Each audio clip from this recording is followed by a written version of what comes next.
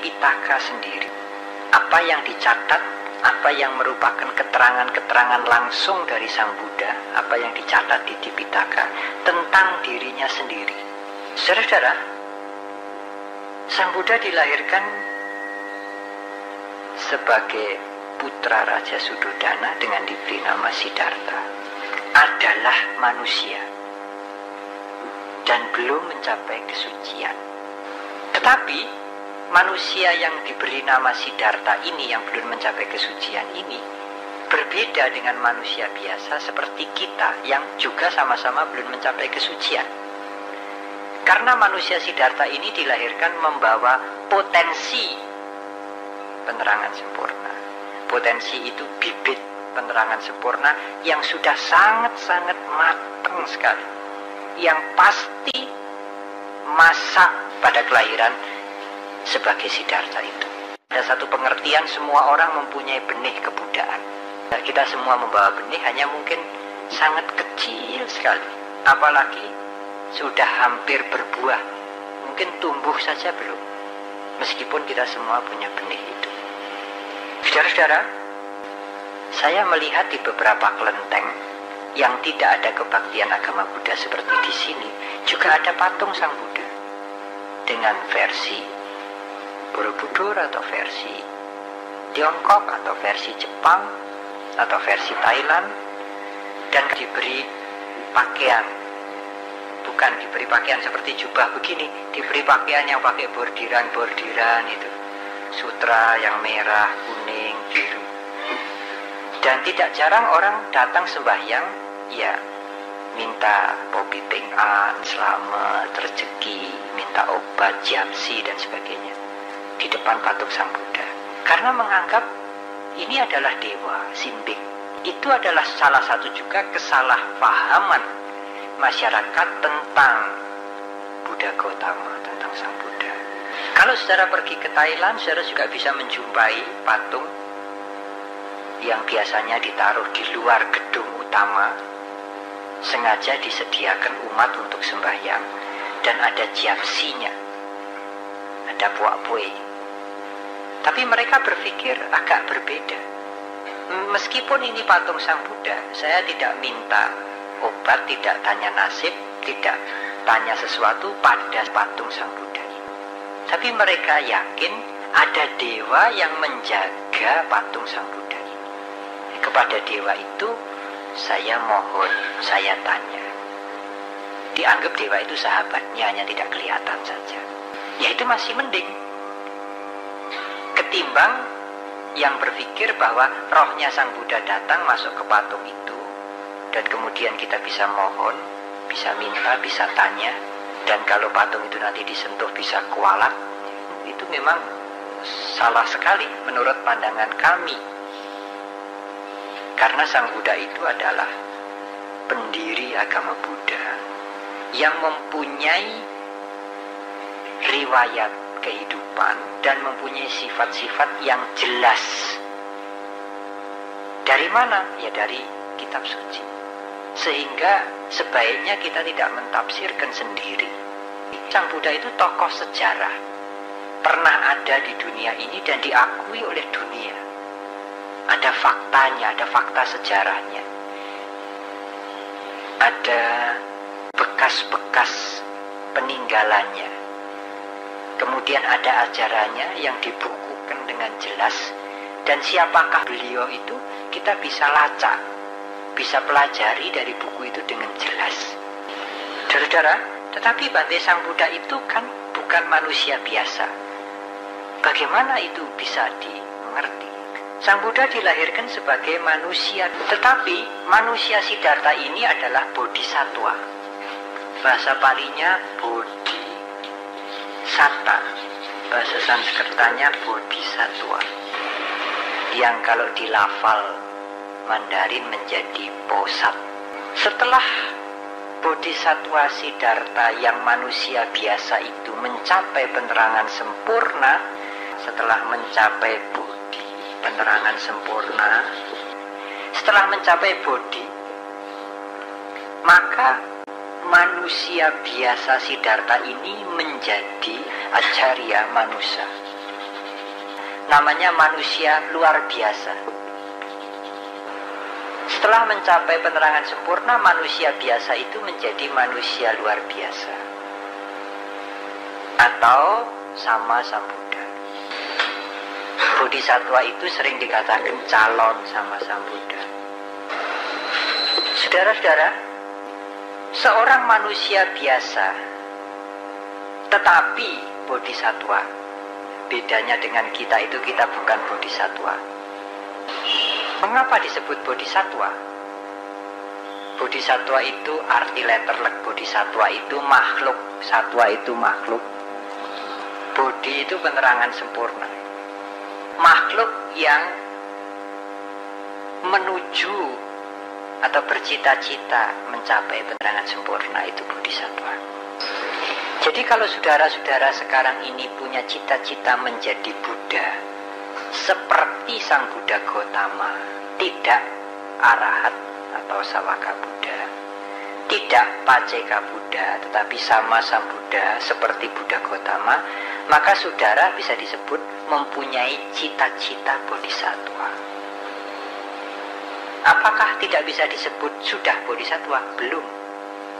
Karena menurut terminologi Pali, yang bisa disebut bodhisattva itu adalah orang yang bercita-cita menjadi Buddha, orang yang punya cita-cita bodhisattva dan sudah menambah paramita, kesempurnaan yang ada 10. Nah, bodhisattva Siddhartha yang manusia biasa itu telah sempurna paramitanya yang 10 macam.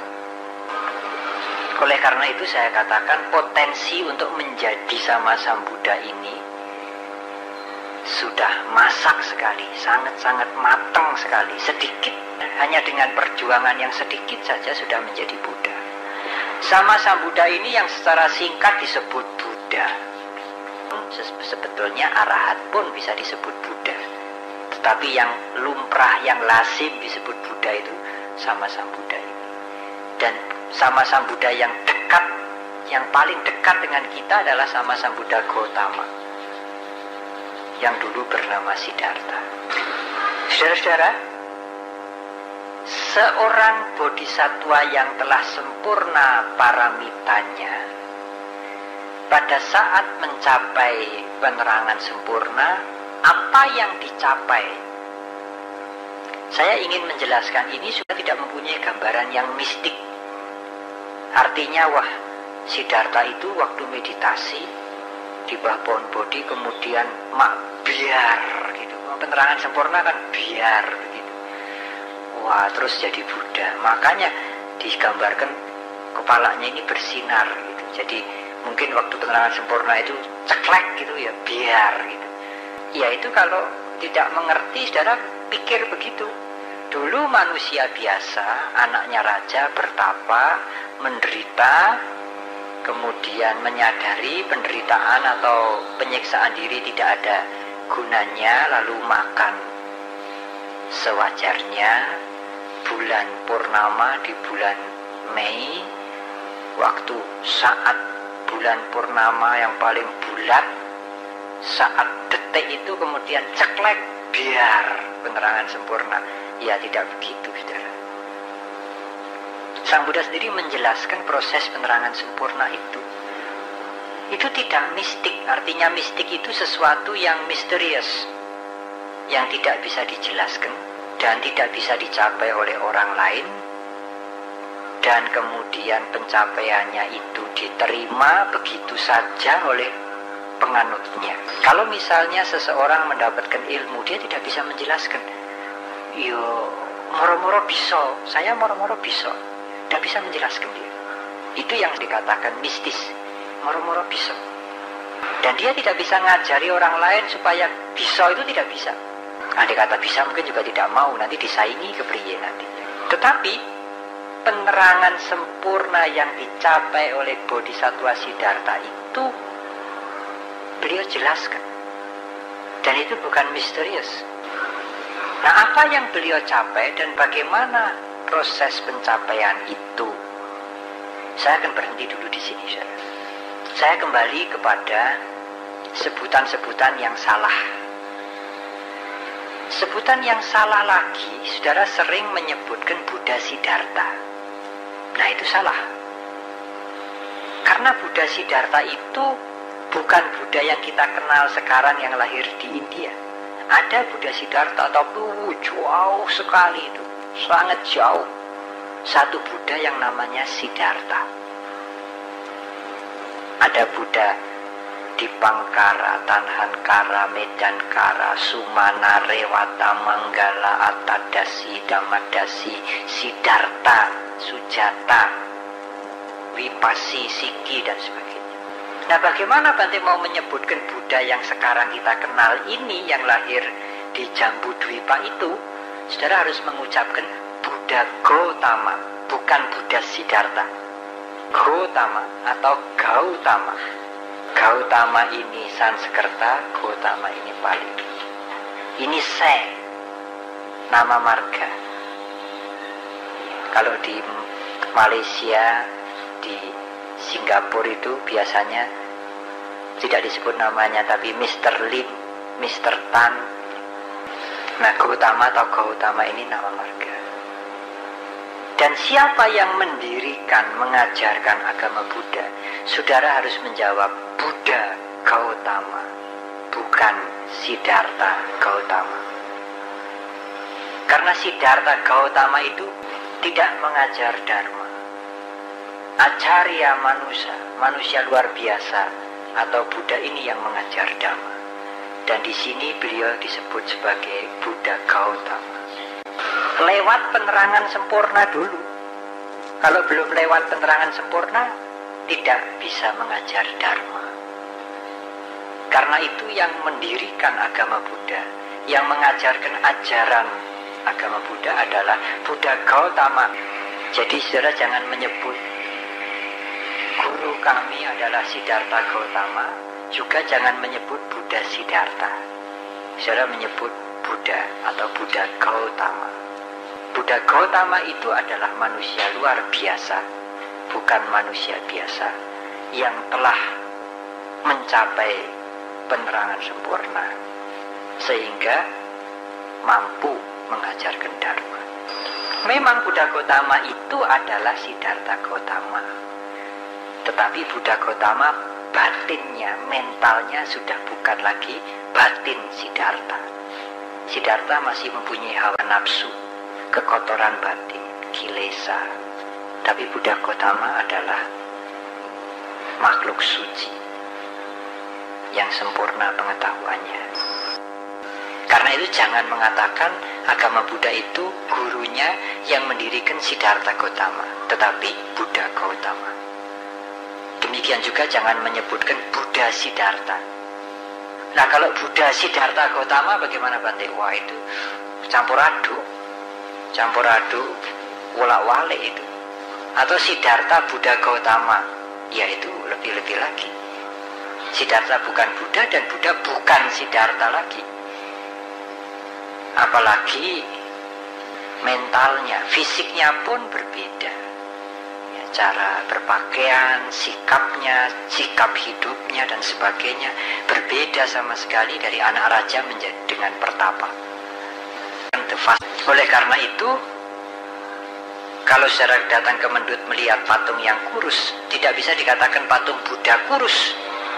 Nanti ada Buddha gendut, ada Buddha kurus. Di bahasa Inggris sering dikatakan the fasting Buddha, Buddha yang sedang puasa. Itu bukan patung Buddha, itu patung Siddhartha, karena belum mencapai penerangan sempurna. Dan karena itu tidak ditaruh di bawah pohon bodhi. Waktu mulai duduk di bawah pohon bodhi, badannya sudah baik, tidak kurus, mengkerok begitu, seperti jerangkong. Itu patung siapa? Saudara harus menyebutkan itu patung Bodhisattva Siddhartha atau Pertapa Siddhartha. Kalau mengatakan patung Pangeran Siddhartha, ya orang pantas. Pangeran itu kan pakai mahkota, pakai gelang, pakai kalung. Dan bahasa Inggris lucu lagi. Milik Hud Maitreya itu dikatakan the laughing Buddha, Buddha tertawa. Nanti kalau kurus itu the fasting Buddha, Buddha puasa. Kalau yang berbaring itu the reclining Buddha, Buddha yang tidur. Itu yang gemuk itu bukan Buddha. Itu adalah bodhisattva yang dianggap Maitreya. Dianggap. Jadi ada biku yang gendut begitu, lalu dianggap oh ini Maitreya. Jadi kebacut. Apa betul Maitreya? Yaitu anggapan umum. Itu anggapan publik. Jadi patung biku yang kepalanya gundul, pakai jubah gemuk, wudulnya kelihatan, itu biku. Tapi dianggap itu bodhisattva Maitreya, yang besok akan lahir kembali menjadi Buddha. Nah besok waktu menjadi Buddha ya seperti Buddha, tidak gendut begitu. Tapi apakah biku yang gendut itu adalah betul-betul bodhisattva yang besok lahir menjadi Buddha? Ya tidak tahu. Siapa yang bisa tahu? Mungkin tidak. Nah saudara, terutama waktu Waisaknya, saya sering memberitahukan kepada wartawan-wartawan, cobalah berhati-hati menulis tentang Buddha. Jangan menyebutkan Buddha Siddhartha atau Siddhartha Gautama. Tetapi pendiri agama Buddha, guru agung umat Buddha itu adalah Buddha Gautama. Buddha Gautama sering disebut juga sebagai Buddha Sakyamuni, yang kalau dilafal Mandarin menjadi Sejiambuni. Sakya ini suku. Seperti ada suku Jawa, suku Bali, suku Bugis. Di zaman Sang Buddha ada suku Sakya, suku Waji, suku Mala. Nah, Muni artinya orang suci. Muni itu orang suci dari suku Sakya. Tradisi Mahayana senang menyebut Buddha Sakyamuni daripada menyebut Buddha Gautama. Tetapi itu sesungguhnya sama. Buddha Sakyamuni, Sejiambuni Buddha. Itu adalah Buddha Gautama. Sering juga disebut dengan gelar-gelar lain. Gelar-gelar lain. Yang paling terkenal adalah Dharma Raja. Mengapa dikatakan Dharma Raja? Karena rajanya Dharma. Dalam arti yang menemukan dan mampu mengajarkan dengan baik. Tetapi ada sebutan lain yang cukup dikenal di dunia Buddhis, hanya tidak dikenal di Indonesia. Sang Buddha dan semua Buddha sering disebut juga dengan Jina. Ini dengan J. Jina artinya conquer, penakluk. Sang Buddha itu mempunyai gelar atau sering disebut dengan sebutan sinonim yang lain adalah Jina, the conqueror, yang telah menakluk. Di Thailand mereka menggunakan Pra Buddha Chao.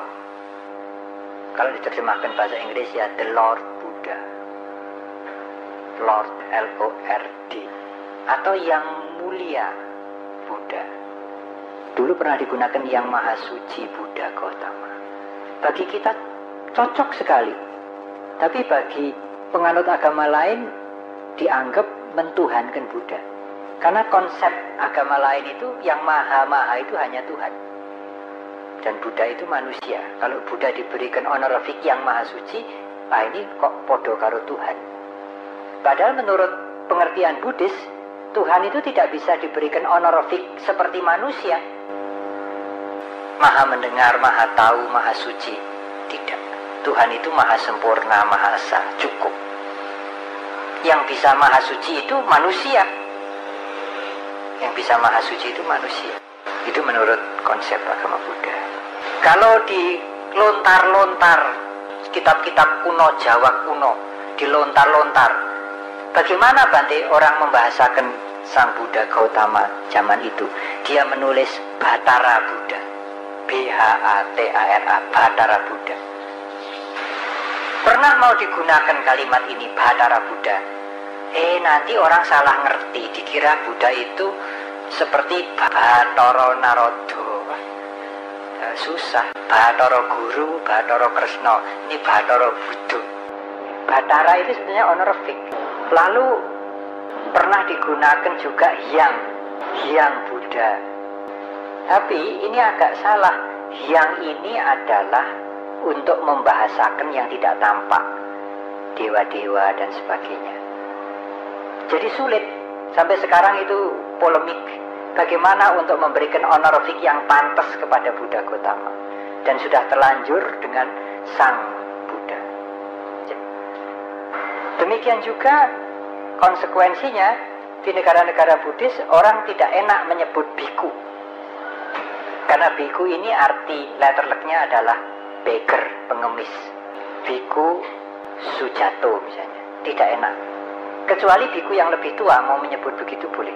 Tapi sebagai umat, sebagai samanera, sebagai umat tidak enak menyebut biku Sujato. Harus ada honorific. Di Thailand pakai pra Sujato. Kalau di Sri Lanka pakai Hamedurwo panjang itu. Tapi dia tidak menyebut biku Sujato, tidak. Itu beggar, sama dengan pengemis Sujato, seperti begitu. Maka kalau di surat-surat, di sebutan-sebutan mau memakai biku, di depan harus ada honorific. Bahasa Inggris venerable, wen, yang diterjemahkan bahasa Indonesia yang mulia. Kalau orang awam biasanya pakai honorable. Di Indonesia kan menjadi yang terhormat. Yang mulia biku Sujato. Harus ada honorific. Kalau tidak mau panjang begini, dibuang saja yang mulia biku, diganti Bante Sujato, selesai. Karena Bante itu artinya yang mulia. Tapi kalau yang mulia Bante Sujato, yaitu kebanyakan. Karena Bante itu artinya sudah yang mulia, Venerable Sujato atau Venerable Biku Sujato. Yang mulia Biku Sujato atau Bante Sujato. Biasanya untuk sebutan-sebutan protokoler yang resmi itu yang mulia Biku Sujato. Untuk menyapa itu Bante Sujato. Surat-surat yang mulia Biku. Tapi untuk menyapa Bante. Kalau yang bersangkutan itu sudah disebut Tera atau Mahatera, biasanya disebut dengan Sujato Tera atau Mahatera. Ini tata krama dalam dunia Buddhis. Tidak biku Sujato Tera, tidak. Nanti ditertawai. Biku biasanya hanya untuk biku-biku yang belum 10 bahasa. Lalu menulisnya bagaimana Bante supaya hormat? Venerable Sujato Tera atau yang mulia Sujato Tera di depan. Tapi tidak yang mulia biku Sujato Tera. Karena kalau sudah Tera, bikunya biasanya omitted, dihapus. Apakah Tera bukan biku? Iya. Seperti mahasiswa apakah bukan murid? Iya murid, tapi kan tidak disebut murid lagi. Murid itu biasanya hanya SMA. Sudah perguruan tinggi disebut mahasiswa. Karena itu, kalau di dalam protokol dan sebagainya, khotbah Dhamma akan diberikan oleh yang mulia Biku Girirakito Mahatera. Nah itu biasanya salah. Kalau Mahatera, bikunya harus dihapus. Yang mulia Girirakito Mahatera atau Bante Girirakito Mahatera. Dan di Thailand semua pakai pra. Termasuk raja, termasuk matahari dan sebagainya itu pakai pra. Untuk pengganti yang mulia. Baik saudara, saya akan masuk bagaimana bodhi atau penerangan sempurna, pencerahan sempurna itu dicapai oleh Bodhisattva Siddhartha. Sehingga Bodhisattva Siddhartha yang manusia biasa menjadi manusia luar biasa atau sama Sambuddha. Saudara-saudara, seorang Bodhisattva pada saat mencapai penerangan sempurna itu, penerangan sempurna itu sendiri merupakan proses pencapaian yang tidak ceklek biar, itu tidak. Ada 3 tahap. 3 tahap penerangan sempurna yang dicapai oleh Bodhisattva. Sehingga Bodhisattva itu menjadi sama Sambuddha. Penerangan sempurna yang 3 tahap itu menghasilkan 3 pengetahuan yang disebut Trividya atau Tewija. Tewija atau Trividya artinya pengetahuan yang 3. Di Mundilan hanya punya Widya 1, belum 3. Nah, Bodhisatwa yang telah mencapai Triwidya dengan usahanya sendiri, itulah bodhisatwa yang telah berhasil mencapai pencerahan sempurna atau penerangan sempurna. Mulai saat itu dikenal dengan Sama Sambuddha atau Buddha saja. Dan untuk membedakan dengan Buddha-Buddha yang lain-lain, maka nama keluarganya disertakan, Buddha Gautama, tidak lagi Siddhartha Gautama. Sekali lagi saudara, saya ingin menunjukkan kepada saudara bahwa manusia biasa Siddhartha mencapai penerangan sempurna itu dengan proses tercapainya penerangan sempurna yang jelas, bukan sesuatu yang misteri, yang beliau sendiri tidak bisa menjelaskan dan orang lain tidak bisa mencapai. Seperti banyak paranormal yang merasa moro-moro kok saya bisa, moro-moro bisa, bagaimana ini kok saya sendiri tidak tahu, tahu-tahu saya bisa. Dia tidak bisa menjelaskan dan tidak bisa membuat orang lain menjadi seperti dia. Nah, itu yang secara gampang dikatakan mistis, misterius, misteri. Tetapi penerangan sempurna yang dicapai oleh Sang Buddha Gautama atau Sakyamuni, Sang Buddha Sakyamuni, itu jelas. Beliau mampu menjelaskan dan orang lain mampu untuk mencapainya. Meskipun mencapainya itu tentu dengan persiapan, preparation. Tanpa persiapan tidak mungkin seseorang mencapai dengan mendadak. Saya tentu tidak akan menjelaskan persiapan bodhisatwa menjadi Buddha, karena itu cukup panjang, menyangkut kehidupannya yang lampau, menyempurnakan 10 paramita dalam 3 tahap, dalam waktu yang sangat-sangat panjang, hingga akhirnya sempurna paramitanya, dilahirkan menjadi Siddhartha dan mampu mencapai penerangan sempurna. Bodhisatwa Siddhartha mencapai penerangan sempurna hanya dalam waktu 1 malam, tidak beberapa hari. Beliau bertapa menyiksa diri, berguru, tidak berhasil, tidak puas, tidak merasa mendapatkan sesuatu, kemudian mencari jalannya sendiri dengan menyiksa diri, itu selama hampir 6 tahun, sampai beliau pingsan. Pada waktu beliau pingsan, timbul kesadaran bahwa di dalam fisik yang lemah tidak mungkin akan tumbuh kebijaksanaan, akan muncul kebijaksanaan. Karena itu beliau meninggalkan cara yang ekstrim itu, mengambil makanan, minuman, merawat fisiknya secara madya, sehingga kekuatan fisiknya kembali pulih, dan kekuatan fisik itu beliau gunakan untuk berjuang kembali, mencari jawaban tentang penderitaan, kehidupan, dan sebagainya. Dan beliau berhasil. Beliau mulai duduk pada saat matahari tenggelam di sebelah barat.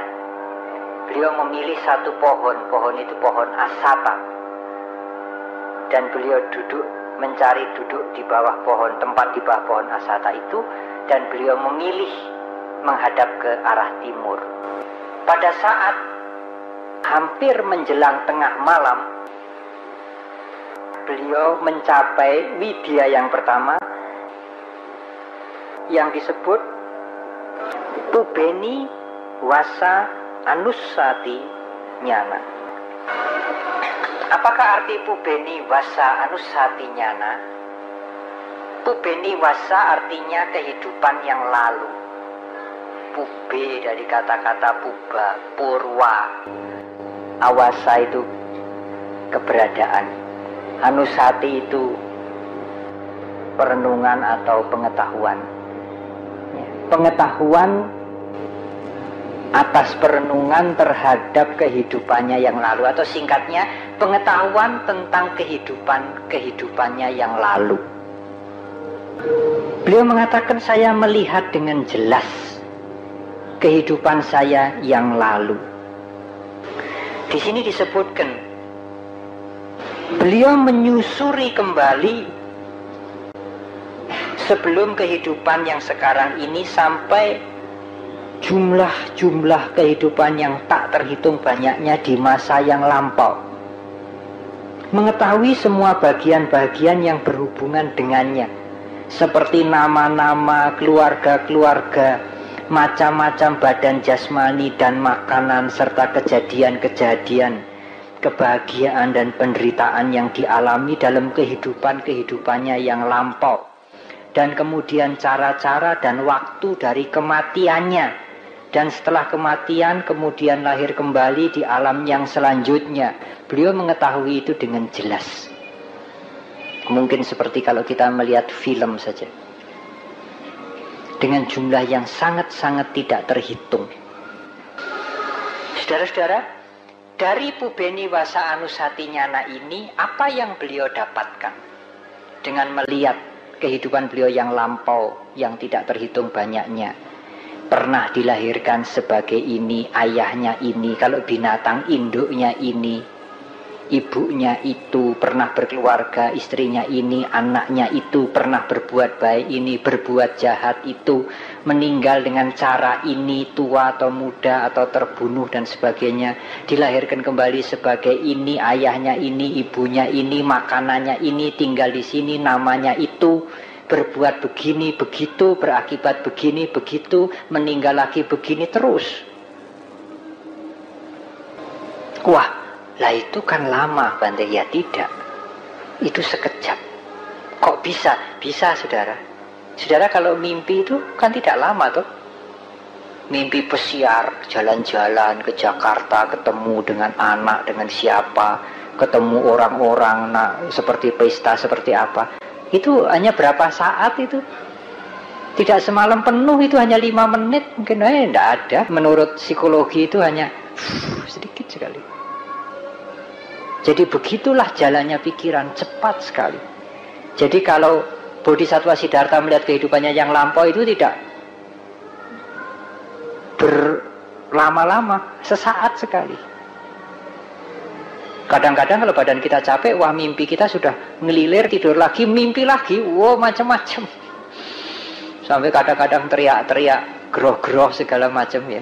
Itu sesaat, hanya sesaat berlangsungnya itu. Jangan saudara pikirkan, wah satu malam penuh ini saya tidak bisa tidur, mimpi terus. Sebetulnya tidak mimpi terus. Mimpi itu terjadi sesaat sebelum nyenyak, dan dari nyenyak mau bangun, itu terjadi mimpi. Nah kalau mimpinya itu menakutkan, badannya kebetulan capek semua, rasanya sepanjang malam mimpi terus, padahal hanya sesaat saja. Seperti dari sini saudara membayangkan wihara mendut, sekelebatan sudah bisa. Kalau ditenani, wah itu harus jalan dulu, naik kendaraan berapa menit dan sebagainya. Tapi kalau dengan pikiran membayangkan, bisa. Mengetahui kehidupannya yang lalu ini menghasilkan pengetahuan bahwa beliau akhirnya melihat tidak ada yang abadi. Tidak ada yang tetap kekal. Dengan melihat kehidupan beliau yang lampau itu, beliau menarik kesimpulan atau mendapatkan pengetahuan. Tepatnya mendapatkan pengetahuan, karena dalam hal ini tidak berpikir, tidak mencari kesimpulan, tidak. Mendapatkan pengetahuan, ternyata dalam kehidupan ini tidak ada yang kekal. Yang ada hanya proses yang mengalir terus. Tidak ada sesuatu yang pindah celup, itu tidak ada. Di sini beliau melihat ketidakkekalan, ketidakadaan inti, tidak adanya inti, tidak kekal dan tidak adanya inti. Dengan pengetahuan atau dengan wija yang pertama ini. Tapi kemudian beliau menjelang tengah malam sampai sekitar jam 3 atau jam 3 jam 4, itu dikatakan waktu yang kedua. Menurut kebiasaan kuno dulu, malam itu dibagi menjadi 3 waktu, dari matahari tenggelam sampai menjelang tengah malam, antara jam 11-an, jam 11 sampai jam 3, antara jam 3 jam 4 sampai pagi. Waktu pertama, waktu kedua, waktu ketiga. Menjelang tengah malam sampai menjelang fajar, sampai hampir fajar, sampai sekitar jam 3 jam 4, beliau mencapai wija yang kedua yang disebut sebagai Cutu Papatanyana. Apakah yang disebut Cutu Papatanyana? Cutupapatanyana adalah pengetahuan seperti ini, kelahiran-kelahiran yang lampau dan sebagainya, perbuatan-perbuatan yang lampau, tetapi atas diri orang-orang lain.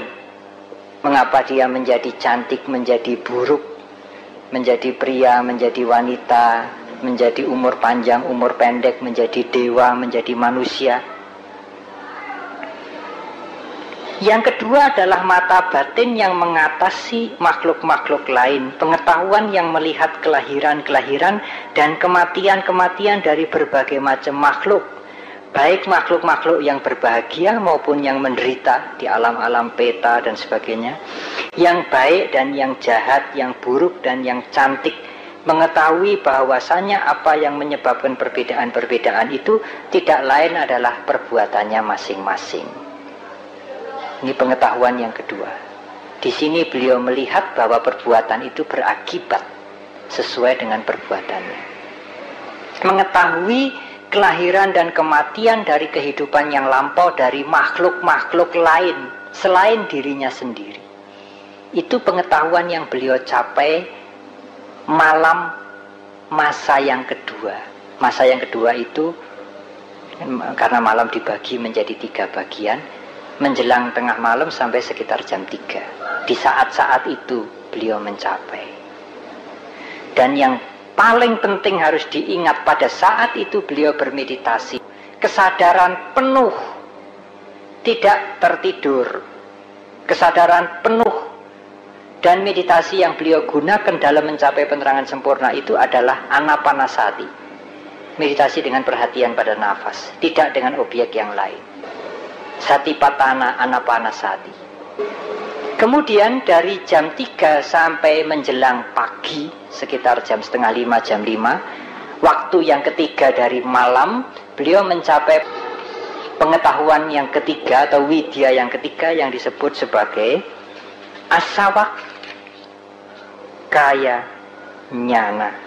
Dengan melihat kehidupannya sendiri yang lampau yang tidak terbatas, dengan melihat kehidupan makhluk-makhluk yang lampau yang tidak terbatas, yang akhirnya beliau melihat kehidupan itu hanyalah proses yang terus-menerus tanpa henti-hentinya.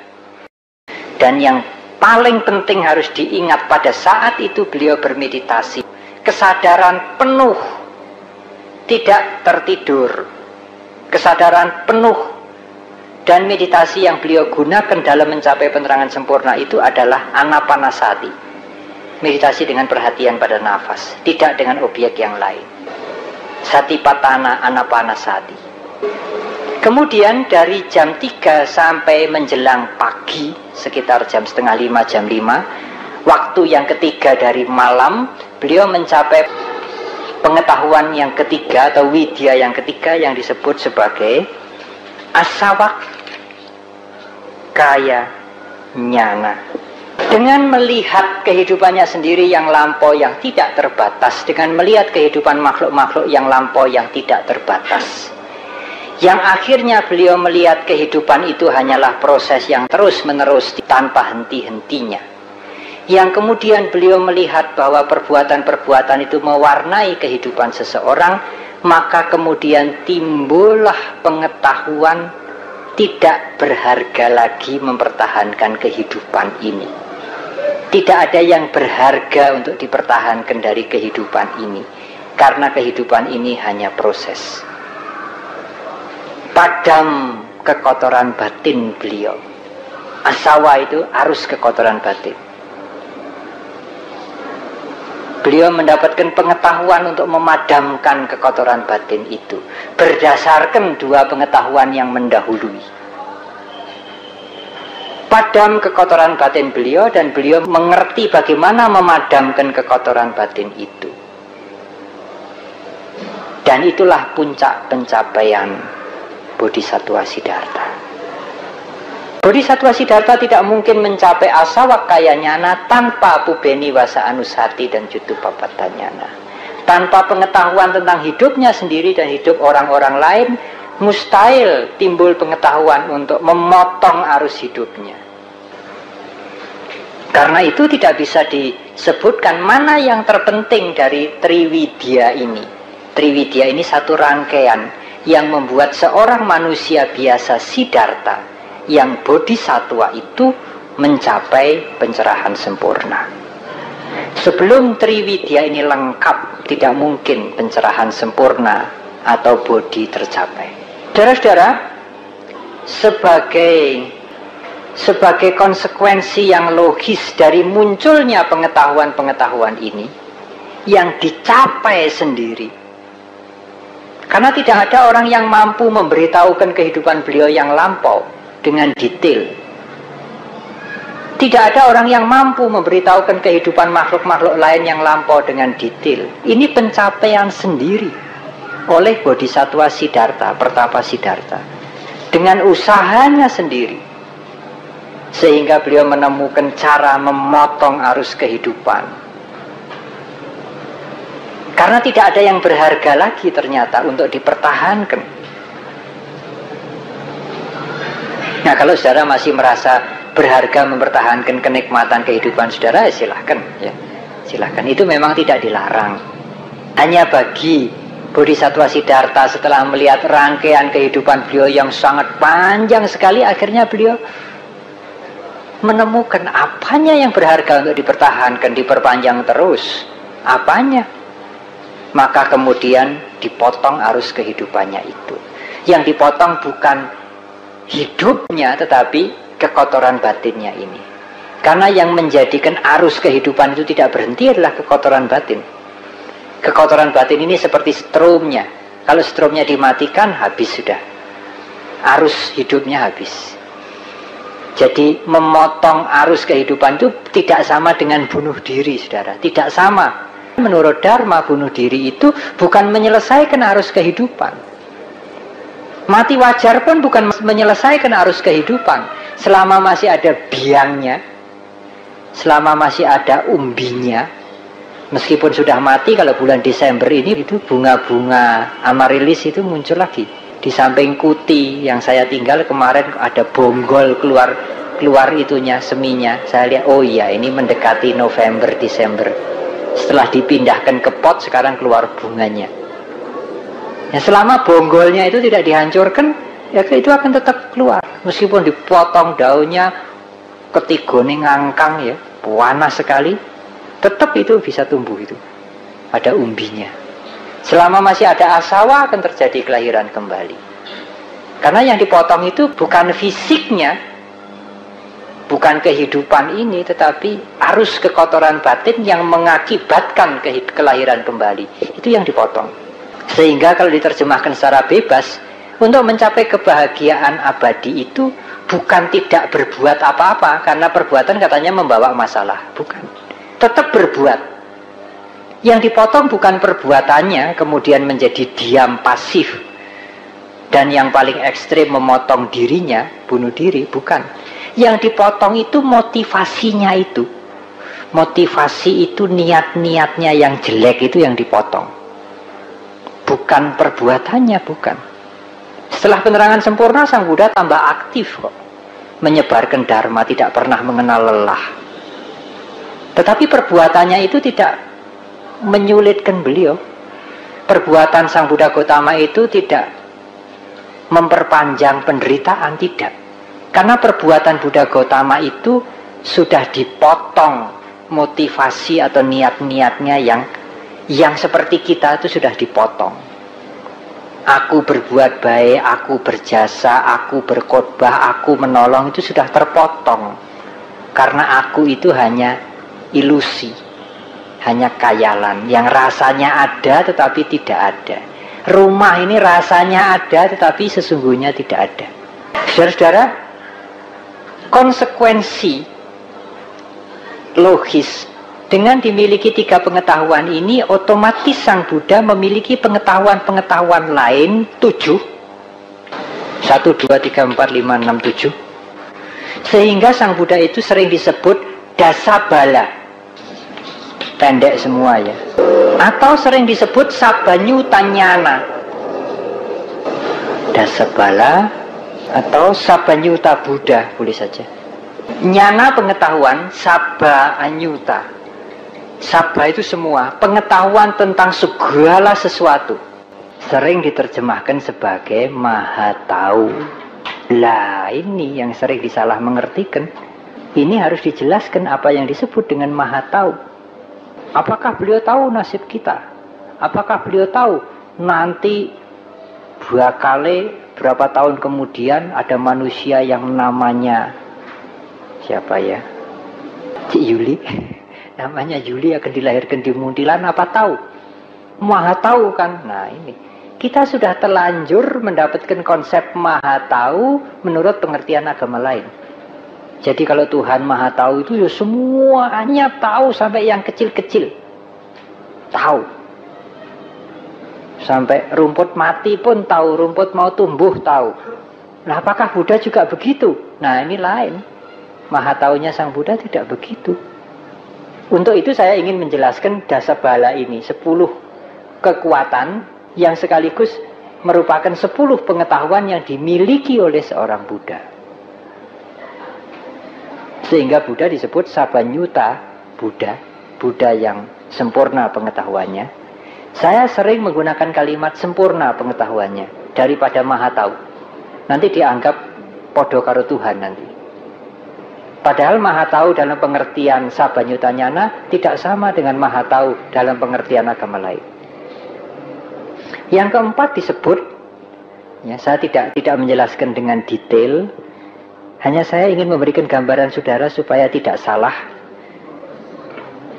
tentang guru besar kita, Sang Buddha. Tanah-tanah nyana. Sebetulnya tanah atana. Tanah atana nyana. Salah satu pengetahuan yang dimiliki oleh guru agung kita adalah pengetahuan yang cukup jelas sekali tentang apa yang pasti dan apa yang tidak pernah mungkin. Beliau tahu dengan jelas sekali. Pengetahuan tentang apa yang pasti dan apa yang tidak pernah mungkin. Apa contohnya, Bante? Perbuatan jahat membuahkan kejahatan dan baik membuahkan kebaikan. Itulah yang pasti. Jadi kalau Anda berbuat baik, pasti menghasilkan kebaikan. Apa yang pasti dan apa yang tidak pernah mungkin. Apa yang jahat menghasilkan yang baik dan yang baik menghasilkan yang jahat, itu atana, itu tidak mungkin, tidak pernah mungkin. Nah, seperti itulah Sang Buddha mempunyai pengetahuan.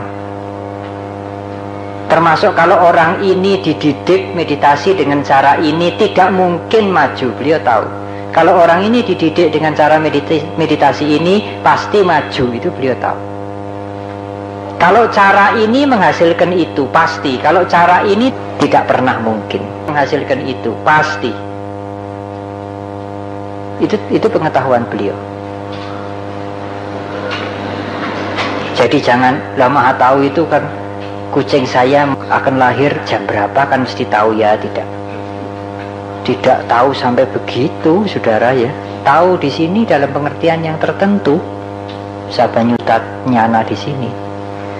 Tahu nanti akan lahir orang yang tubuhnya sekian, yang tinggal sekian, yang sakit sekian, pernah ini, pernah ya tidak sampai begitu. Ya. Tahu di sini dalam pengertian yang tertentu. Yang kedua, kama wipakanyana. Ini sebetulnya hampir sama dengan penjelasan yang nomor 4, tetapi titik beratnya kepada perbuatan. Wipaka artinya akibat. Beliau tahu, mempunyai pengetahuan dengan jelas akibat apa yang akan dipetik dari satu perbuatan. Jadi kalau yang nomor 4 ini adalah kebaikan tidak mungkin berakibat penderitaan, kejahatan tidak mungkin berakibat kebahagiaan, tetapi kebaikan pasti berakibat kebahagiaan, kejahatan pasti berakibat penderitaan. Yang kelima ini beliau bisa mengetahui kejahatan yang membunuh berakibat apa, kebaikan dari berdana berakibat apa, kebaikan dari meditasi berakibat apa, kejahatan dari mencuri berakibat apa. Kama wipakanyana. Yang ketiga, sabata gamini patipadanyana. Pengetahuan terang yang menentukan praktek yang dapat membawa kepada bermacam-macam alam kehidupan. Sabhata Kamini Patipadanyana adalah berdasarkan apa yang pasti dan apa yang tidak pernah mungkin. Yang beliau ketahui, berdasarkan akibat-akibat karma beliau ketahui, lalu beliau menunjukkan cara. Cara apa? Cara untuk kalau dilakukan membawa saudara dilahirkan di bermacam-macam alam.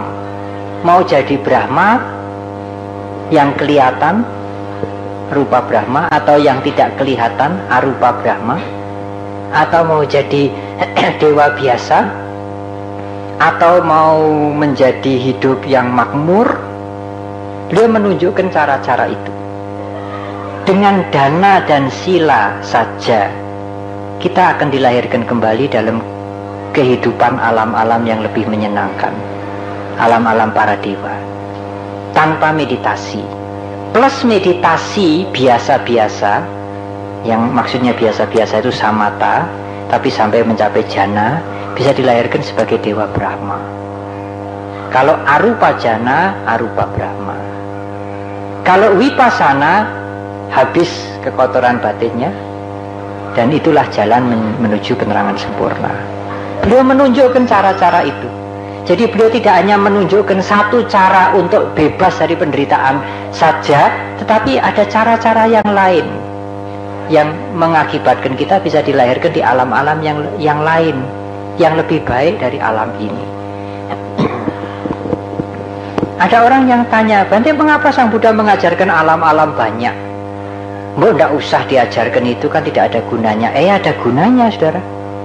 Contohnya saja kalau saudara mau ke Jakarta, mau menengok famili saudara, tidak memberitahu, tiba-tiba familinya pergi.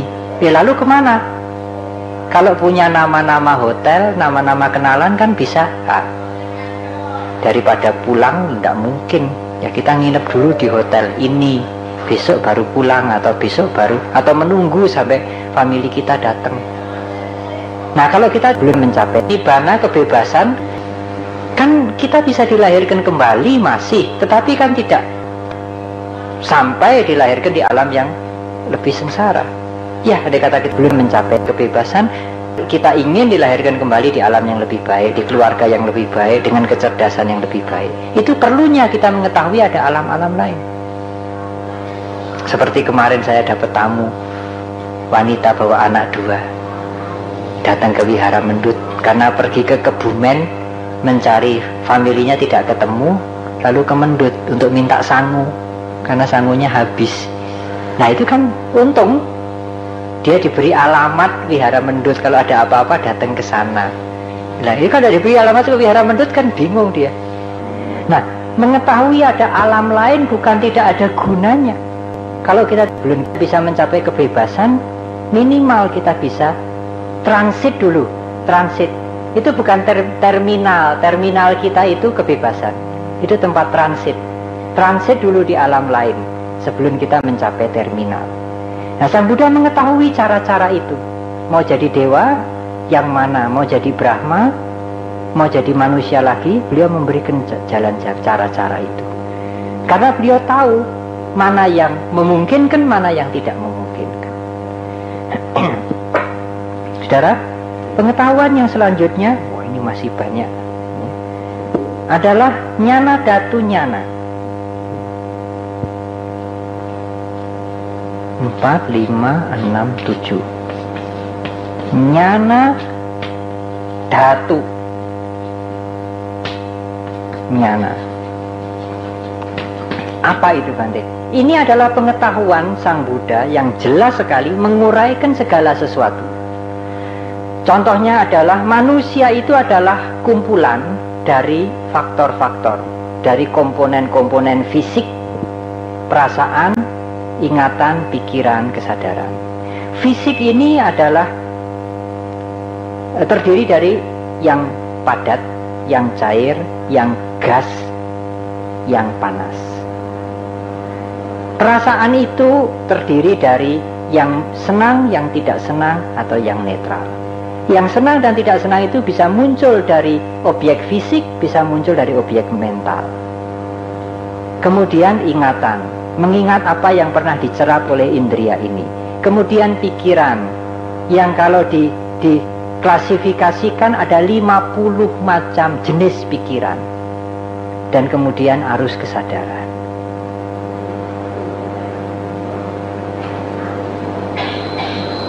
Itulah salah satu kemampuan Sang Buddha menjelaskan tentang unsur-unsur dhatu-dhatu. Kalau beliau menjelaskan tentang penglihatan, bagaimana penglihatan terjadi? Harus ada landasan dalam, caku. Ya. Harus ada landasan luar, rupa, bentuk-bentuk. Kemudian harus ada kesadaran mata. Kalau ada mata tapi matanya mayat, ada bentuk, tidak akan terjadi penglihatan. Kesadaran mata itu adalah caku winyana. Ada kesadaran mata, ada alatnya mata, ada sasarannya dilihat, yang dilihat terjadilah caku sampasa, penglihatan. Sinar itu termasuk rupa. Tidak ada sinar, gelap, meskipun ada benda-benda, termasuk tidak ada rupa. Penglihatan tidak mungkin terjadi kalau tidak ada unsur ini. Itulah penjelasan Sang Buddha tentang penglihatan. Ada alatnya, ada yang dilihat, ada kesadarannya. Kalau 3 unsur ini ada, barulah terjadi yang namanya penglihatan. Ada alatnya, ada kesadarannya, tidak ada yang dilihat, gelap gulita, hanya penglihatan hitam saja.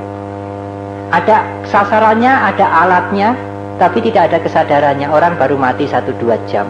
Sebelum 8 jam ini masih sehat, bisa ditransplantasikan, ya. Masih belum membeku, masih belum mati. Tetapi dia tidak bisa melihat, karena kesadaran penglihatan, caku winyana sudah tidak ada. Tidak mungkin terjadi penglihatan. Itu Sang Buddha jelaskan. Bagaimana timbul pikiran? Sang Buddha jelaskan menjadi 17 dot. Tapi bukan 17 detik, itu 1 kilatan. Dan dalam 1 kilatan bisa terjadi 17 dot ini berapa ratus atau berapa ribu kali.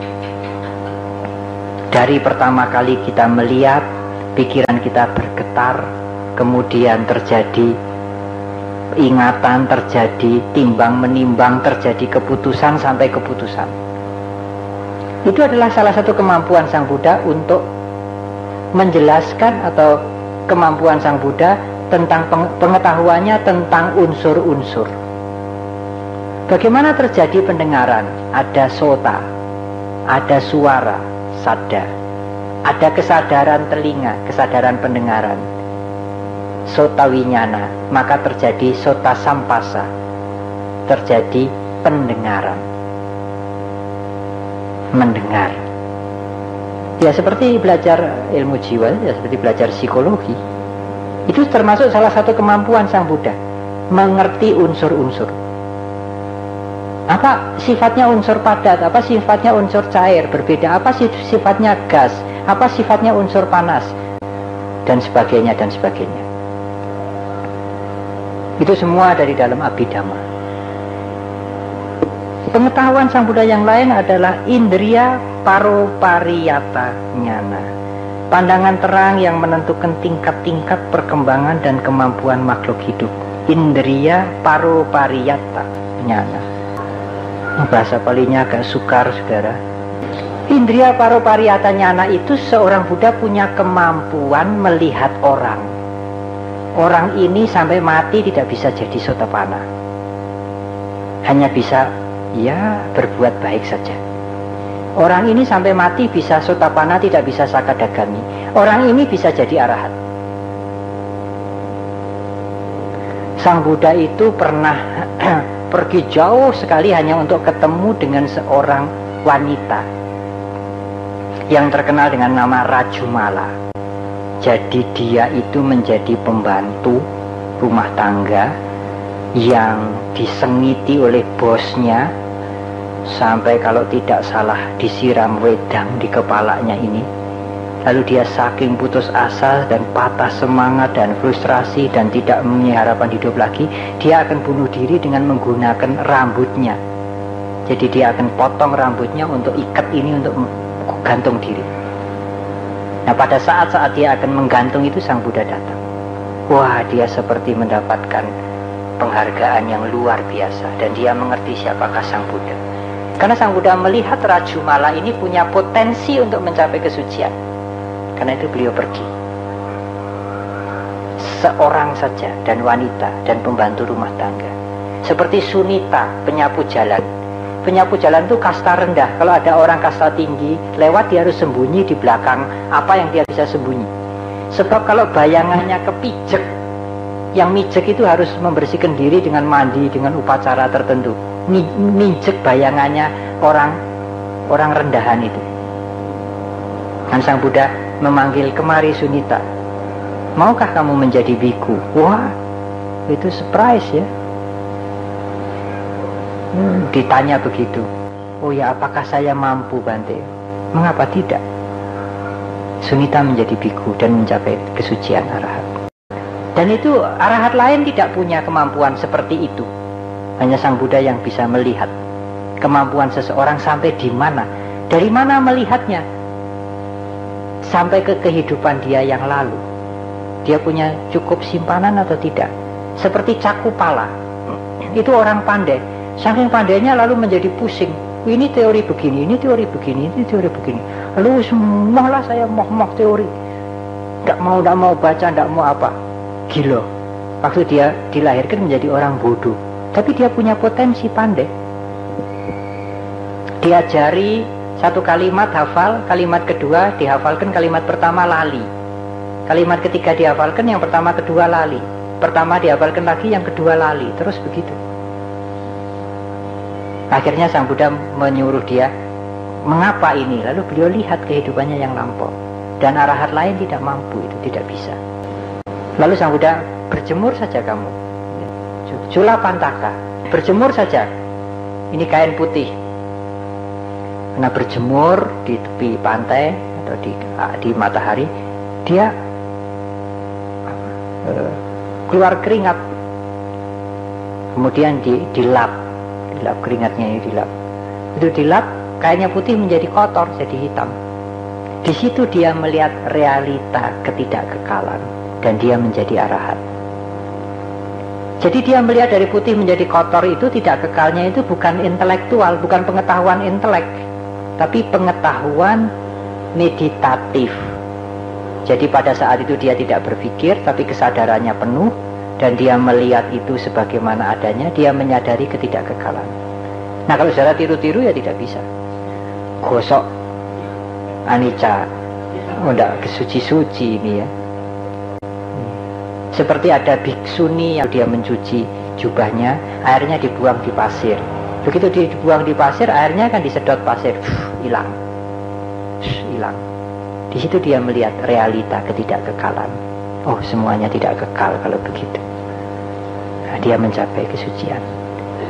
Dia tidak berpikir inilah tidak kekal, tidak, tapi dia menyadari ketidakkekalan karena meditatif, karena meditasi. Hanya memperhatikan saja. Sudah tentu ditunjang dengan karma-karma yang lampau. Akhirnya Culapantaka mencapai arahat dan mempunyai kegaiban. Suatu hari dia meditasi, satu ruangan itu penuh dengan Culapantaka, sama semua. Sang Buddha suruh panggil Culapantaka, yang suruh panggil bingung yang mana.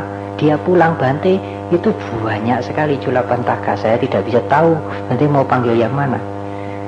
Panggil saja, nanti yang menengok ke belakang itu yang Culapantaka sungguh-sungguh. Kalau dipanggil menengok ke belakang ya, yang itu yang didekati. Sang Buddha mau ketemu. Hanya Sang Buddha yang bisa melihat kemampuan seseorang. Ada seorang pemuda yang menjadi biku. Bante Sariputra memberikan objek kekotoran jasmani, karena yang masih muda itu biasanya nafsu indrianya besar.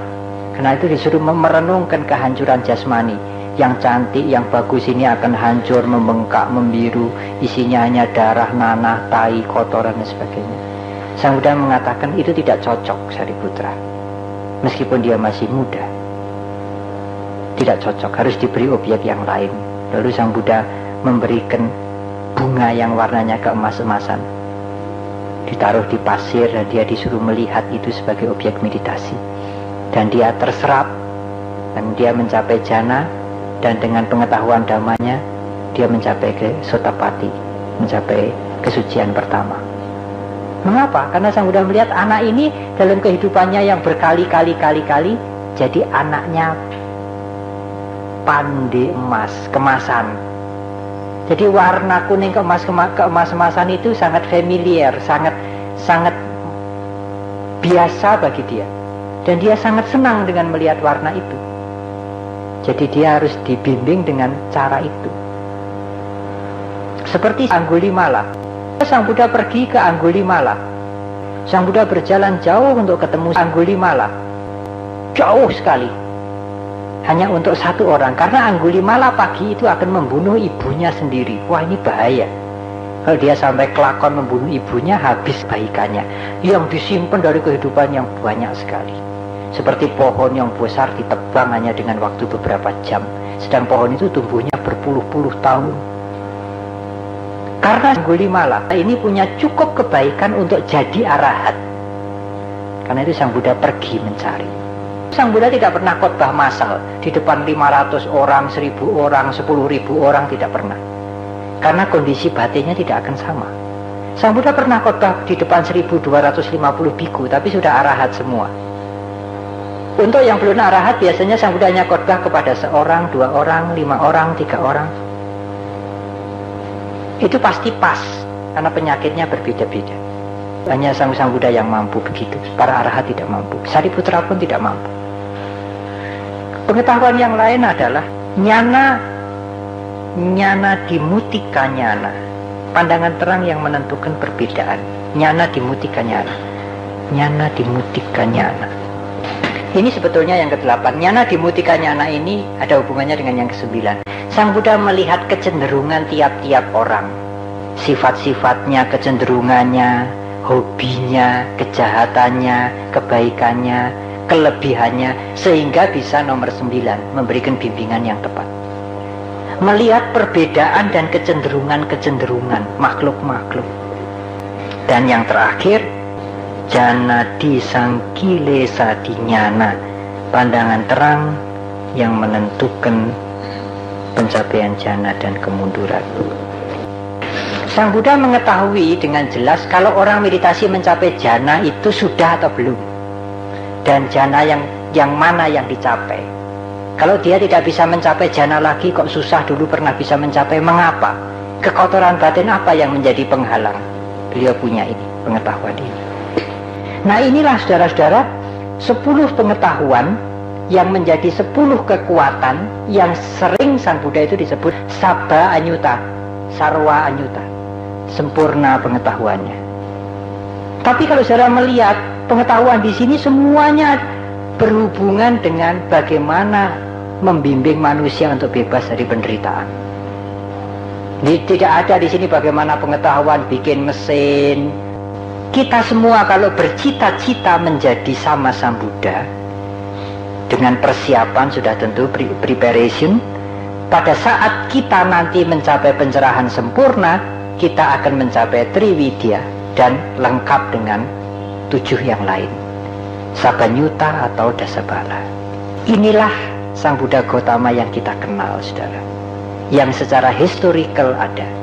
Historical fact Sang Buddha itu ada, bukan mitos. Dan pengetahuan ini dicapai dengan usaha sendiri dan mampu dicapai oleh semua orang, bukan monopoli Siddhartha. Ini adalah pengetahuan-pengetahuan, semua pengetahuan yang dipunyai Sang Buddha, yang Sang Buddha jelaskan sendiri, yang beliau capai karena pencerahan sempurnanya itu. Dan pencapaian itu juga bisa dicapai oleh semua orang. Dasabala nyana ini, pengetahuan tentang 10 kekuatan Buddha ini perlu untuk diketahui.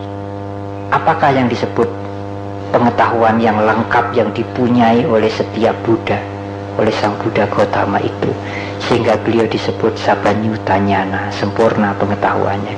Dan yang sering secara pendek disebut Mahatau. Mahatau dalam konteks ini, ya, dalam pengertian ini. Dan dengan mengerti begini, saudara kemudian tidak akan sembahyang, pasang lilin, pasang hiu, taruh bunga di depan patung Sang Buddha dengan tujuan yang tidak sesuai, ya, minta rezeki atau minta selamat.